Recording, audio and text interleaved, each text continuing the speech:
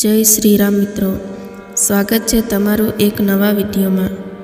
આજની કહાની છે પુત્રએ વિદેશથી પાછા ફરતા જ વૃદ્ધ દાદા દાદીને સડક કિનારે શાકભાજી વેચતા જોયા। મિત્રો, આજની કહાની ખૂબ જ ધ્યાનથી સાંભળજો।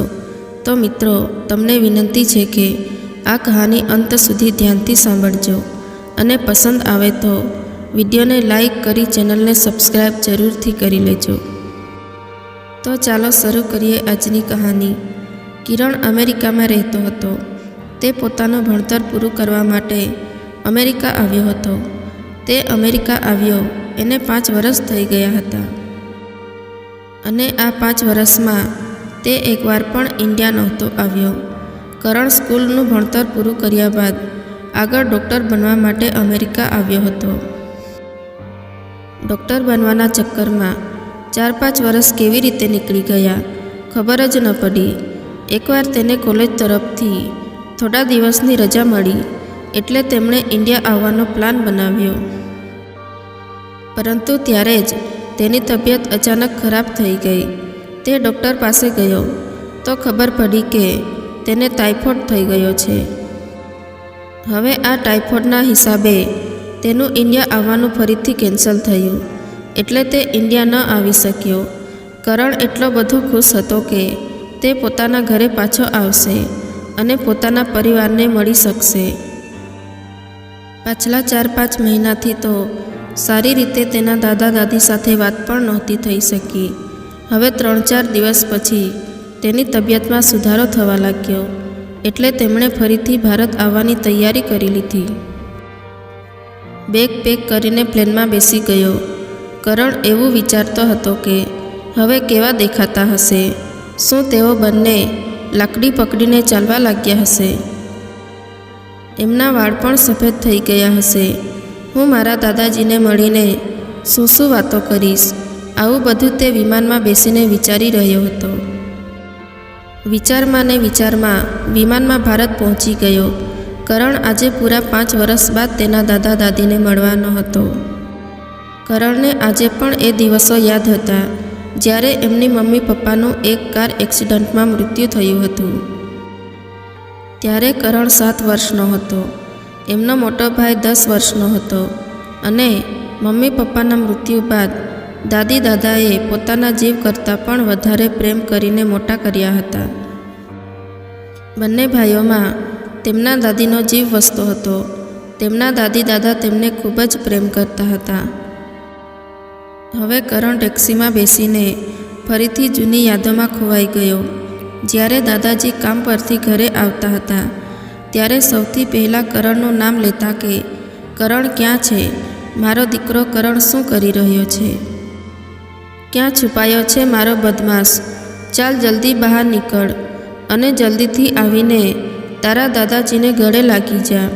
જ્યાં સુધી હું એકવાર તને મારા ગળે નથી લગાવી લેતો ત્યાં સુધી મારા દિલને ચેન નથી પડતું। કરણ જલ્દીથી દોડીને પોતાના દાદાજીની ગોદમાં બેસી જતો। ત્યારે દાદાજી પૂછતા કે બેટા, કાલે તે તારા દાદી પાસેથી કઈ રેસીપી શીખી છે? એનું નામ શું હતું? ત્યારે કરણ કહે છે કે અરે દાદા, કાલે દાદીએ મને ચા બનાવવાનું શીખવાડ્યું હતું। એ ક્યારેક હું તમને પણ ચા બનાવીને પીવડાવીશ। ત્યારે કરણના દાદાજી કહેતા કે અરે ક્યારેક શું કામ, આજે જ વાતાવરણ મસ્ત છે અને અત્યારે હું નવરો છું તો આજે જ ચા બનાવી લાવ। દાદાજીની વાત સાંભળીને દાદી હસતા હસતા કહેવા લાગ્યા, અરે વાહ, આજે તો તમે તમારા પૌત્રના હાથે બનેલી ચા પીવાના છો। દાદીની વાત સાંભળીને ઘરમાં બધા જ હસી પડ્યા। કરણ જલ્દીથી રસોડામાં ચા બનાવવા માટે જતો રહ્યો અને દાદી પણ એની પાછળ કરણને મદદ કરવા માટે રસોડામાં ગઈ। કરણ પહેલીવાર પોતાના દાદા માટે કંઈક બનાવી રહ્યો હતો।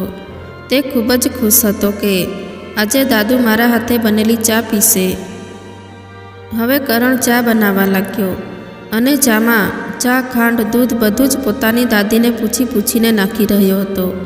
તે વિચારતો હતો કે ચા બનાવવામાં કંઈ ગરબડ ન થઈ જાય કેમ કે આજે હું પહેલીવાર દાદા માટે ચા બનાવી રહ્યો છું। કરણે હવે ચા બનાવી લીધી. ચા બનાવીને એક સરસ કપમાં ભરીને એક ટ્રેમાં રાખી. એની દાદી આ બધું જોઈને કહેવા લાગી કે, અરે વાહ બેટા, આ જોઈને તો એવું લાગી રહ્યું છે કે કોઈ 5 સ્ટાર હોટલમાં ચા બનાવીને આવી રહી છે. ત્યારે કરણે કહ્યું કે, અરે દાદી, આ બધું તો મેં તમારી પાસેથી શીખ્યું છે. તમારા હાથમાં તો જાદુ છે. મેં તો બસ થોડી કોશિશ કરી છે. તમારા જેવી ચા તો હું ક્યારેય નહીં બનાવી શકું. આ બાજુ દાદાજી કરણના હાથની ચા પીવા માટે બેચેન થઈ રહ્યા હતા. ત્યારે જ તેમણે જોયું કે કરણ ચા બનાવીને આવી રહ્યો છે. તેઓ તરત જ ટીવી બંધ કરીને કરણના હાથની બનેલી ચાનો આનંદ લેવા માગતા હતા. ત્યારબાદ બધાએ ચા પીને આનંદ કર્યો અને ઘણી બધી વાતો કરી.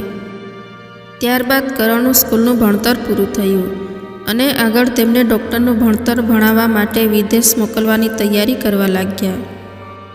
જ્યારે તેમના વિઝા થઈ ગયા એટલે કરણ ડૉક્ટરનું ભણતર ભણવા માટે અમેરિકા જવા તૈયાર થયો. કરણ તેના દાદી દાદાને છોડીને અમેરિકા જવા નહોતો માગતો, પરંતુ તેને જવું પડ્યું, કેમ કે એમના દાદીની ખૂબ જ ઈચ્છા હતી કે કરણ ડૉક્ટર બને. કરણની દાદી કરણને ગળે લગાવીને ખૂબ રડવા લાગી, પરંતુ તેના દાદા બંનેને સમજાવવા લાગ્યા કે કંઈ વાંધો નહીં, આપણો દીકરો વિદેશમાં ભણવા જઈ રહ્યો છે, આપણે તેની સાથે વાતો કરતા રહીશું.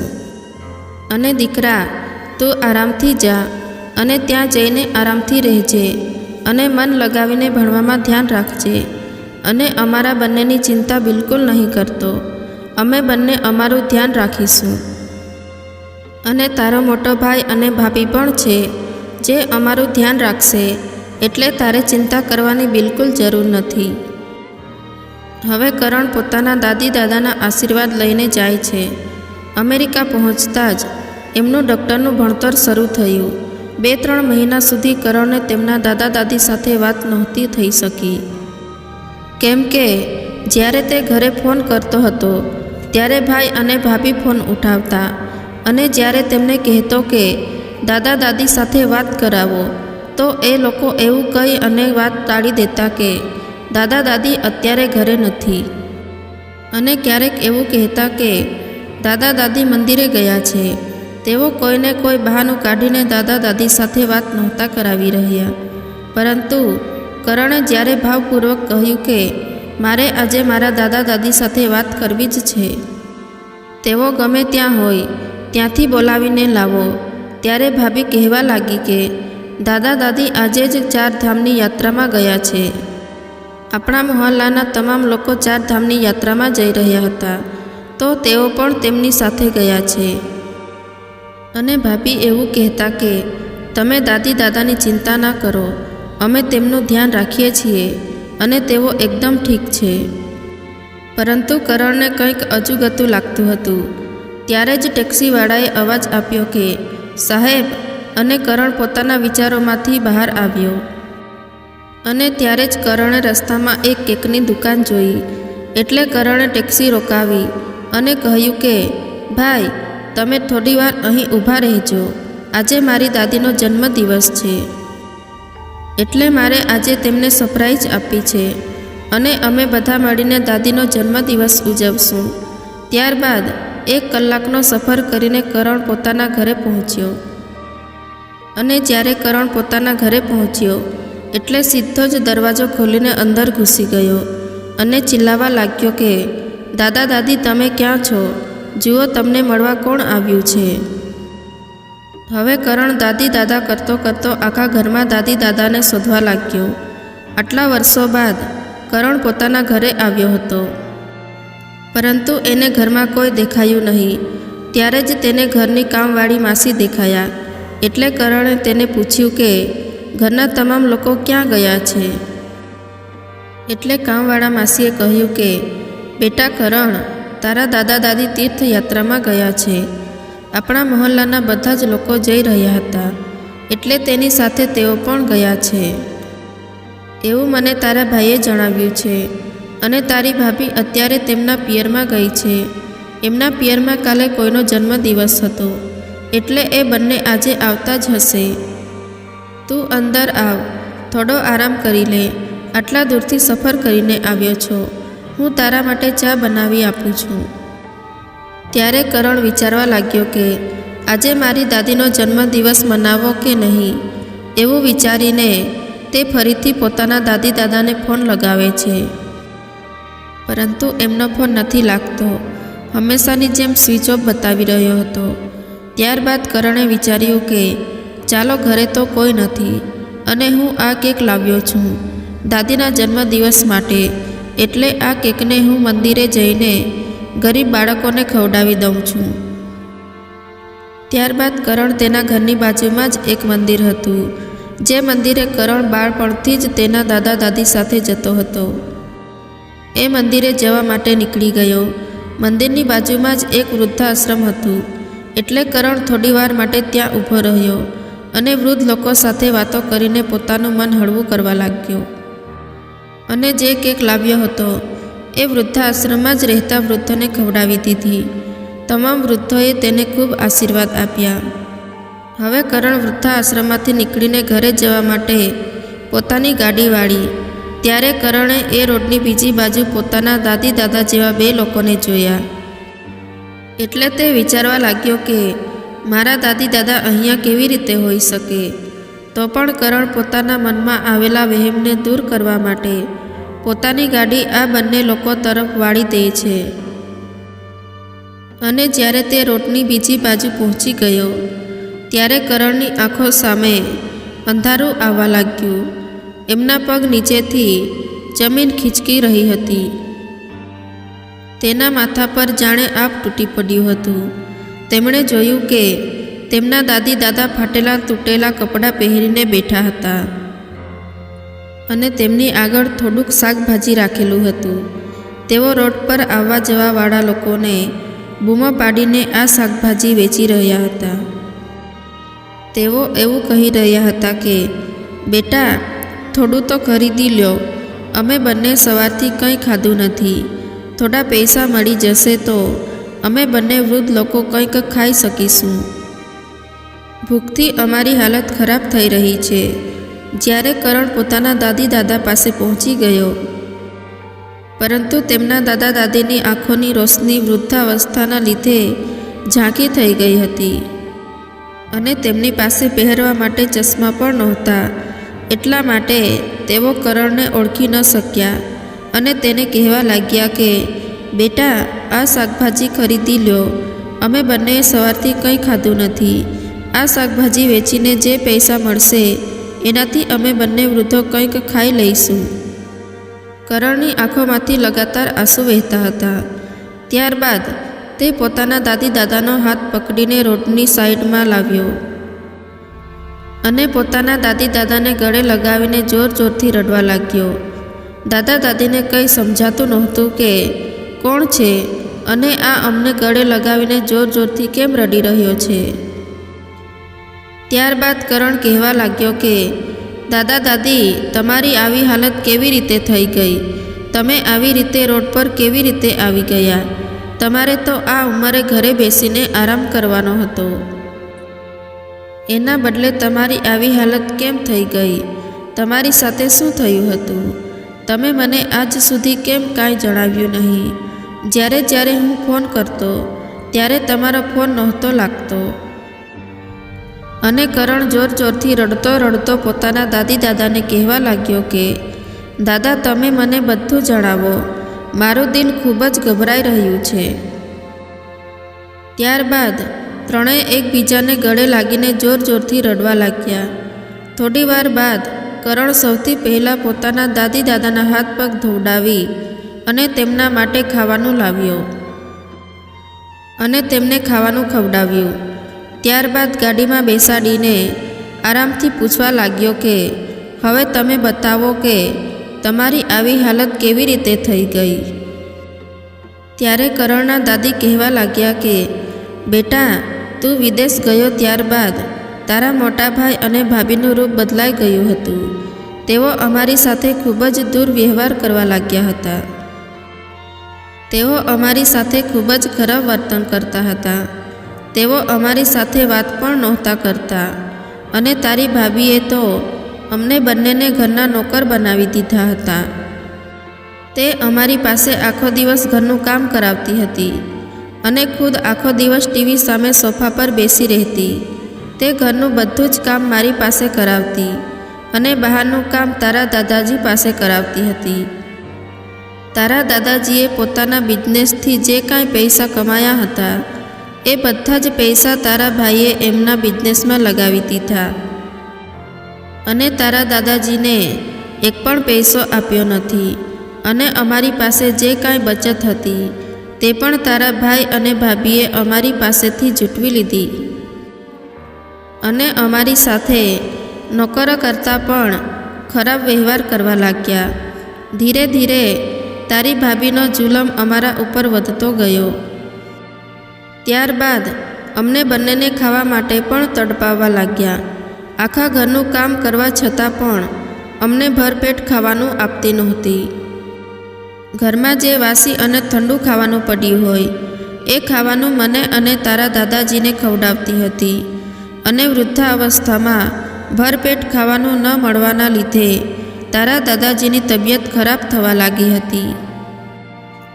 મેં મારી પાસે થોડા પૈસા રાખ્યા હતા એટલે હું તારા દાદાજીને દવાખાને લઈ ગઈ અને ડૉક્ટરને બતાવ્યું તો ડૉક્ટરે કહ્યું કે તારા દાદાજીને તો ડાયાબિટીસ છે, એટલે તેના ખાવા પીવા પર ધ્યાન આપજો અને તેમને રોજ દવા લેવી પડશે. અને જ્યારે મેં તારા ભાઈને તારા દાદાજીને કોઈ સારા ડૉક્ટર પાસે લઈ જવાનું કહ્યું તો તે ગુસ્સો કરીને કહેવા લાગ્યો કે હું એને કાંઈ નહીં લઈ જાઉં, મારી પાસે કોઈ વધારાના પૈસા નથી કે હું એનો ઈલાજ કરાવી દઉં. ત્યારબાદ ધીરે ધીરે તારા દાદાજીની તબિયત વધારે ખરાબ થવા લાગી. તેઓ ઘરના કામ પણ નહોતા કરી શકતા અને તારી ભાભીએ જોયું કે હવે આ બંને વૃદ્ધો કોઈ કામના નથી રહ્યા. ત્યારે અમને બંનેને ઘરમાંથી ધક્કા મારીને બહાર કાઢી મૂક્યા. દાદીની આવી વાતો સાંભળીને કરણની આંખોમાં પાણી આવી ગયું અને તેના દાદા પણ કરણના ખભા પર લહાત રાખીને રડવા લાગ્યા. કરણની દાદી આ બંનેને શાંત કરી રહી હતી. ત્યારબાદ કરણે કહ્યું કે દાદા દાદી તમે ચિંતા ના કરો, હવે હું આવી ગયો છું. હવે હું તમારી તમામ પરેશાની દૂર કરી દઈશ. તમે જે કાંઈ પણ ખોયું છે એ બધું જ તમને પાછું અપાવીને જ રહીશ. એ ઘર બિઝનેસ બધું જ તમારું છે. એ બધું જ તમે તમારી મહેનતથી બનાવ્યું છે. મને આજે પણ યાદ છે મારી મમ્મી પપ્પાના મૃત્યુ બાદ પણ તમે કેટલી મહેનત કરીને એ ઘર બનાવ્યું હતું. દાદીએ કેટલી મહેનત કરીને એ ઘરને સજાવ્યું હતું અને એ ઘરમાં આપણા બધાની યાદો વસેલી છે અને ભાભીએ તમને બંનેને તમારા ઘરમાંથી જ બહાર કાઢી મૂક્યા છે. એ ઘરમાં રહેવાનો ભાઈ અને ભાભીને કોઈ અધિકાર નથી રહ્યો. ત્યારબાદ કરણ પોતાના દાદી દાદાને ઘરે લઈને આવ્યો. ઘરે જઈને દાદા દાદીને સારી રીતે નવડાવ્યા ધોવડાવ્યા અને તેમને નવા કપડાં પહેરાવ્યા અને કહેવા લાગ્યો કે દાદી શું તમને યાદ છે કે આજે તમારો જન્મદિવસ છે? અને ત્યારે જ કરણે ઓનલાઈન ઓર્ડર કરીને જલ્દીથી બીજી કેક મંગાવી અને ત્રણેય મળીને દાદીનો જન્મદિવસ ઉજવ્યો. હવે દાદીની આંખોમાં ખુશીના આંસુ આવી ગયા. ત્યારબાદ કરણે બધા માટે ખાવાનું ઓર્ડર કર્યું. જમવાનું આવ્યું એટલે બધાએ સાથે મળીને ભોજન કર્યું. કરણના દાદી દાદા એવી રીતે ખાવાનું ખાઈ રહ્યા હતા જેમ કે વર્ષો પછી ખાવાનું મળ્યું હોય. લગભગ રાતના 11 વાગી ચૂક્યા હતા. ત્યારે જ તેમનો ભાઈ અને ભાભી પણ ઘરે આવી ગયા અને ઘરમાં દાદા દાદીને જોઈને ભાભીનો ગુસ્સો 7મા આસમાને ચડી ગયો અને કહેવા લાગી ગઈ, તમારી આ ઘરમાં પાછા આવવાની હિંમત કેવી રીતે થઈ? તમે લોકો આ ઘરમાં કોને પૂછીને પાછા આવ્યા છો? તમને બંનેને તો મેં ધક્કા મારીને આ ઘરમાંથી બહાર કાઢ્યા હતા, તો પછી તમે પાછા કેમ આવ્યા છો? આ મારું ઘર છે એટલે અત્યારે ને અત્યારે ઘરમાંથી બહાર નીકળી જાઓ, નહીંતર ફરીથી ધક્કા મારી મારીને બહાર કાઢી મૂકીશ. ત્યારે જ રૂમમાંથી કરણ બહાર આવ્યો અને કહેવા લાગ્યો કે મારા દાદા દાદીને હું આ ઘરમાં લાવ્યો છું. આ મારા દાદા દાદીનું ઘર છે અને મારા દાદા દાદીને આ ઘરમાંથી બહાર નીકળી જવાનું કહેવાવાળા તમે કોણ છો? તમારી હિંમત કેવી રીતે થઈ દાદા દાદીને ઘરમાંથી બહાર કાઢવાની? આ ઘર તમારું નથી, પરંતુ દાદા દાદીનું છે. અને તમને શરમ નથી આવતી કે મારા દાદા દાદીને પોતાના જ ઘરમાંથી બહાર કાઢો છો? અત્યારે જાઓ, બધા તમારા રૂમમાં જઈને સૂઈ જાઓ. કાલે સવારે વાત કરીશું. અત્યારે મોડી રાત થઈ ગઈ છે અને અત્યારે મારે તમારા બંને સાથે કંઈ વાત નથી કરવી. આટલું કહીને કરણ પોતાના દાદી દાદાને લઈને રૂમની અંદર જતો રહ્યો. બીજા દિવસે કરણ કોર્ટમાં ગયો અને એક વકીલ પાસે લીગલ નોટિસ તૈયાર કરાવી, જેમાં લખ્યું હતું કે 24 કલાકની અંદર ભાઈ અને ભાભીએ દાદાજીને એમનું ઘર ખાલી કરી આપવું પડશે.